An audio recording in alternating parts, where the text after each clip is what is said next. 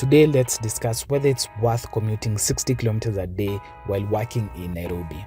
So, if you're commuting 60 kilometers in a day to work in either the CBD or Upper Hill, as in my case, that will put you living in the satellite towns, the likes of Rongai, Kitengela, the River, Juja, those towns that are outside of Nairobi but they are close to Nairobi. I'll be doing a case study of my Mazda Axela that I've been using for around 5 months. And how we'll break down this video is, first, I'll give you the costing for running the car. 2, we'll consider the rent prices of those satellite towns, comparing it to living inside Nairobi. And lastly, we'll also cover the time value, because again, it does take time to commute 60 kilometers. So we'll just see how much those cost. And by the end of the video, if you've been thinking of living in those satellite towns, or you are just weighing the options, then hopefully this information will help you out. So, disclaimer, initially I was living within Nairobi in South B, so commuting to work was actually 5 minutes. I used to walk to work, and in Nairobi it's a delicate mix. The closer you live to the central business district or this estates like Upper Hill, the more rent you pay. First, let's discuss the running cost of this Mazda Axela that I've been using. This specific car is a 2016 2.2 liter diesel Mazda Axela that I've been using since the end of March. In terms of the costs that I usually incur, it's fuel cost, and thankfully diesel isn't that expensive compared to petrol, and this car has been quite efficient, especially for those long distance that I cover. So roughly it's giving me around 16 kilometers per liter, and that's when I'm not driving mindfully. But if I really want to push the car in terms of getting the most bang for my buck from the fuel I've put, it can give me upwards of 18, 19, sometimes even 20 if I'm really gentle and I just drive in a conservative way. If I'm a bit excited, that figure goes down to 14. And I noticed that initially when I bought the car, the person who had done the service, they used 15W40 oil, and that one really impacted the fuel consumption of the car, because the figures were as low as 12 sometimes, and I was wondering, wow, what's happening? So when I did the service and used 5W40, that boosted the fuel figures to now the 16s, 17s, and next I'll use the 5W30, which is actually the recommended by Mazda. So just use that 5W30 and compare it to the 40 to see, and I can imagine that I'll be getting even better fuel savings. But if you have a diesel, these modern ones, please do not use 15W40. That's too heavy for the car. It doesn't make any sense. Now, in terms now of the fuel, it costs me around 7,000 to fill up this car. The tank is roughly 41, 42 liters, and when I fill it up with 7,000, that will take me for roughly 2 weeks, depending again on the errands that I have to do over the weekend. But if I don't travel that much over the weekend, then 7,000 will last me for 2 weeks. So in terms of a monthly cost, I'd cap it at between 15 to 18,000, just factoring in those weekend long runs that I might take. But if we're just considering the normal commuting, definitely 15,000 per month is a good estimate to put for this car. Now, if we break it down, let's say 16,000 divided by 4, that will give you roughly 4,000 shillings in a week for the fuel. And when I was living in South B, I had a VW Golf, and with that car, I was covering a distance of around 8 kilometers a day to and from work. I was living just a few kilometers from work, and that one I'd put around 2,000 or roughly 2,000 per week. So considering now that the kilometers have gone up from 8 kilometers all the way to 30 kilometers, actually 60 kilometers. I'd say that's quite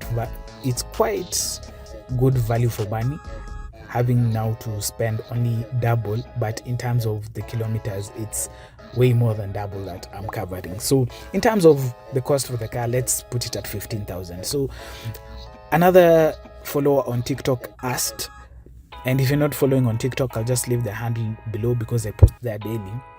They asked, what about the wear and tear and the other expenses? Insurance is standard. For wear and tear, it's only service. Again, the good thing is the road that I'm using isn't rough, so that's also something you would need to consider here from where you're commuting from. If the road conditions aren't that good, you will be spending much more than me when it comes to the maintenance of the car. And I do have a friend who lives in Kitengela, and unfortunately for them, there is a stretch of around 2 kilometers of rough road that they have to go through every day, and that has really affected the car in terms of the wear and tear. You find that they have to replace the bushes or the shocks quite often, as well as the brakes. But for me, I'd say I've only done service once, and that was after 5,000 kilometers. When I got the car in March, that's when I did the first service, and then after 5,000 kilometers I did the second service. I just wanted to do it a bit early, but moving forward, I'll just be doing between 6,000 and 7,000 kilometers the service. And so far I haven't had any costs that I've incurred. I do know that eventually I'll need to budget for new tires, new brakes, and for most of us who have a car, that's something you have to incur. So while mine might be in a shorter interval compared to somebody who uses their car less often, I really can't complain about it, because also the car has been saving me money elsewhere when it comes to the fuel. So in terms of the cost of the car, I can't say that running this car has really been that expensive. And when we move on to the second point, you will see that that cost really does make a bit of sense. So let's go to part 2, where we will discuss now the rent prices. So I live in Athi River, and where I live in terms of the rent, I'm paying 30,000 per month for a 3-bedroom apartment. Now, if you've ever lived in Nairobi and those towns that are, or let me call them estates, that are very near Nairobi, that a 3-bedroom house, getting that for below 50,000, that is just a steal. Roughly they'll cost you even 70,000, going up depending on where you live. So 30,000 plus now the 15,000 that we had factored in, let's say even 20,000 for fuel and miscellaneous things in a month, that's 50,000 that I'm spending so far in terms of rent and the fuel for commuting and other expenses for the car. Now that 50,000, again, finding a house worth that money in Nairobi, it's quite a challenge, honestly. And for me, working in Upper Hill, I'd be looking at estates along Ngong Road, let's say the Kilimanis, the Kileleshwas and the likes. And for those specific estates, a 3-bedroom, we're talking about 70,000 going up. I don't think you can find a 3-bedroom in those estates for anything less than 70,000. And you can also go online and check these websites like Gigi and the likes. Definitely you'll find yourself spending 70,000 and above. So already I feel that I'm saving money by living where I'm living. And also in terms of just the whole environment, it's a gated community and there's not that much noise. There's a bit of pollution because there are some factories around, but recently I heard that Nairobi is the second most polluted city in Africa. So regardless of where you live within Nairobi, we're all suffering from this animal called pollution. But again, just roughly speaking, in terms of eyeballing the costs for rent, the closer you live to Nairobi, the more expensive the rent will be. Now lastly, let's consider the time value. It takes me roughly an hour to commute to and from work. I had to adjust my timing because I leave quite early. I leave the house at around 5:40 and I get to work by 6:30. Thankfully for me, if I arrive at work early, I do have the option of leaving early, so I leave at around 3:45 to 4 there, just before rush hour starts. And if I leave at that time, I'm getting home at around 5:15 there, latest 5:30. So let's give it 1.5 hours of commuting. But that being said, for me specifically, since I live in Athi River, I do have the option of using the expressway. That's why I boosted up the car running costs to 20,000, just to factor in me spending money on the expressway. And I don't choose the expressway for the whole length of the journey. I just use it for areas where I know there's a lot of jam, just to save on time. So in terms of commuting, I'd say it takes me typically 1 to 1.5 hours, worst case scenario. In the morning, it's much easier because at least when I leave early, the traffic hasn't built up that much. And in the evening, sometimes there is jam, but it's also not that much as long as I leave early. The worst thing that I can do is leave work at past 4:30 or 5, especially 5. The jam starts right outside the office building.